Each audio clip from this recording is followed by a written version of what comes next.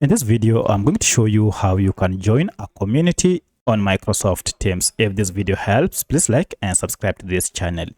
As you can see, I have a community here created and I'll wish to invite members.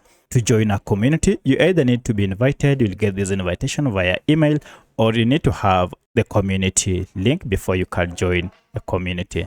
So I've just taken this community link. So let me copy the community link and show you how to join. Now that I have copied the community link, and assuming I'm a guest or I want to join with another account on the same community, I just take the community link and paste it in any browser and then search for the community.